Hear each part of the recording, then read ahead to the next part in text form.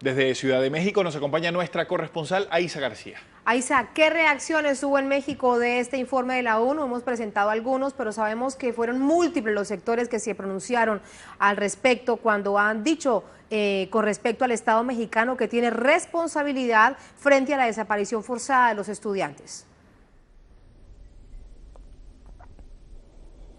Saludos Tatiana, saludo Abraham. De esto se habla hoy aquí en México. Hay reacciones en las redes, en medios electrónicos, también por parte de los familiares de desaparecidos y del gobierno y de la Comisión Nacional de Derechos Humanos. Era muy esperado este informe del Comité de la ONU contra desapariciones forzadas y los expertos de Naciones Unidas que examinaron por primera vez a México llegaron a la conclusión de que las desapariciones forzadas son generalizadas en México y que el gobierno incumple con las obligaciones que asumió en 2010 a ratificar la Convención Internacional para la protección de todas las personas contra la desaparición forzada. De ahí que Naciones Unidas emitió 8 recomendaciones a México. Una respuesta fría dio el gobierno de México a este informe. En un comunicado afirma que la recomendación de la ONU no refleja adecuadamente la información presentada por el gobierno de México ni aporta elementos adicionales que refuercen las acciones y compromisos que se llevan a cabo para solventar los retos mencionados.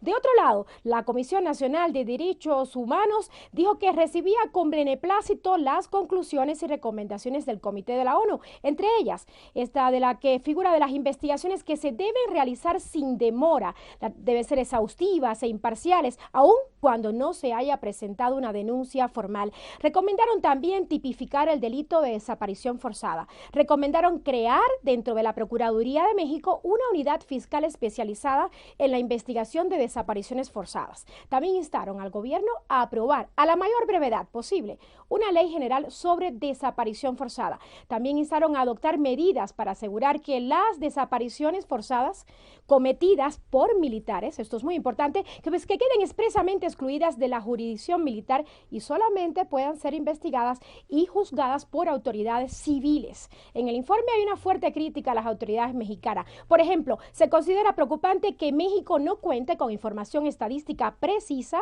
sobre el número de personas sometidas a desaparición forzada. La ONU dijo que esto impide conocer la verdadera magnitud de este fenómeno y además dificulta la adopción de medidas públicas que permitan combatir este flagelo con efectividad.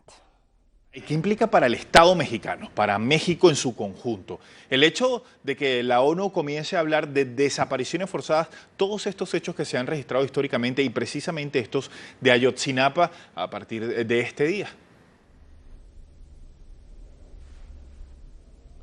Efectivamente, Abraham, sin duda el informe de los expertos de la ONU fija una enérgica postura sobre el tema de los 43 jóvenes desaparecidos por policías municipales en Iguala, estado de Guerrero. Deja claro que la desaparición de los 43 estudiantes de primer año de la Escuela Normal Rural de Ayotzinapa, ocurrida en septiembre de 2014, es un caso de desaparición forzada y es por eso que pide a las autoridades mexicanas seguir investigando el caso. Y no es esta la posición que esperaba obviamente el gobierno mexicano, que el pasado 27 de enero dijo que los estudiantes de Ayotzinapa fueron asesinados e incinerados y que esa y no otra era la verdad histórica del caso. Los padres de los 43 estudiantes desaparecidos dijeron hoy que seguirán movilizándose y continuarán exigiendo justicia para dar con el paradero de los jóvenes y para que se castigue a los culpables de la desaparición forzada. En este caso, también a policías de los municipios de Iguala y Cocula en el estado de Guerrero. Abraham y Tatiana, esto no es todo. El Comité de la ONU también se refirió a los desaparecidos del periodo de la Guerra Sucia. Estamos hablando